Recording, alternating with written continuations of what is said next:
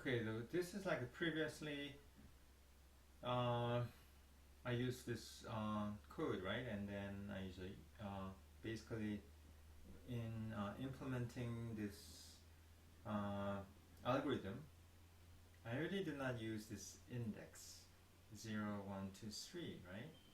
So this time I'm going to implement the same algorithm, right? This time I'm going to use this index, okay? So what I'm going to do is basically this for loop, right? This line, right? I'm going to use what? I'm going to use the let's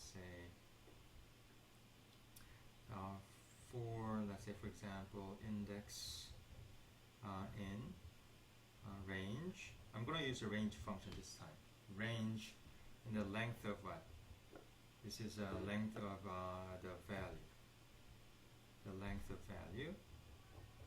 And so this length of value is really in this case is 1, 2, 3, 4. Basically this is a 4, right? But range 4, right, means what? This range is a function that returns a list. So starting from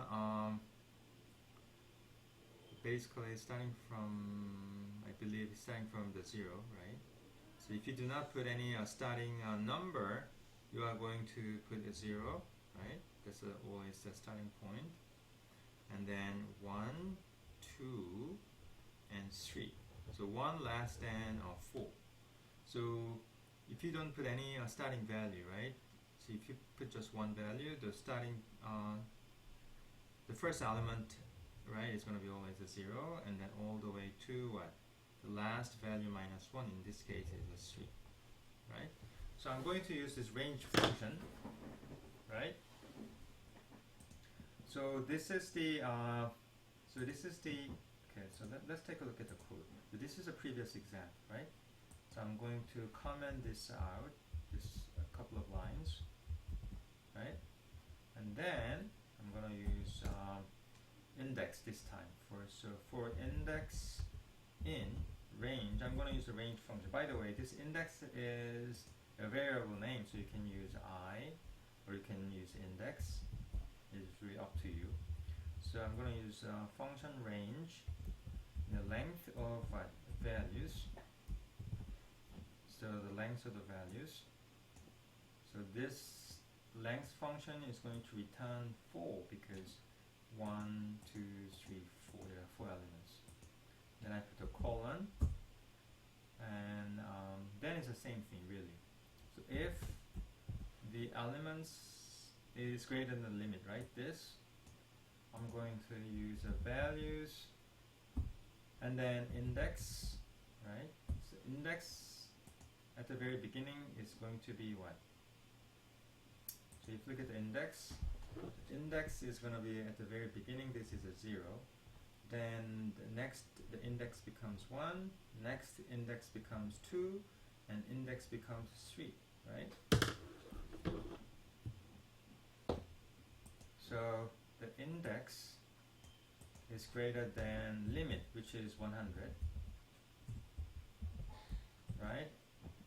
And in such a case, then I'm going to append that the element. So append now the values index, right?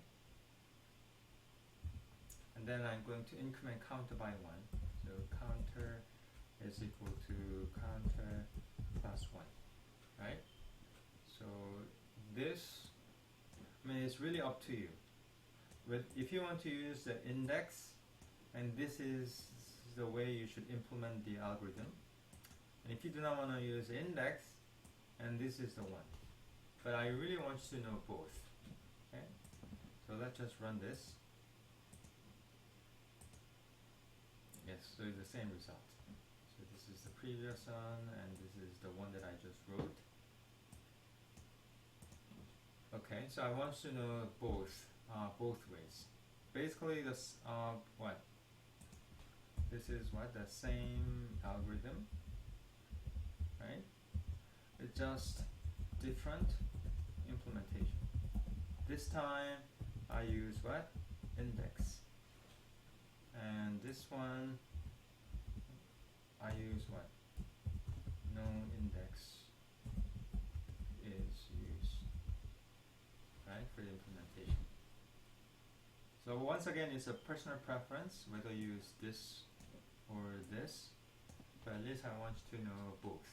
Okay, so I'm going to stop. I'm going to end my lecture here.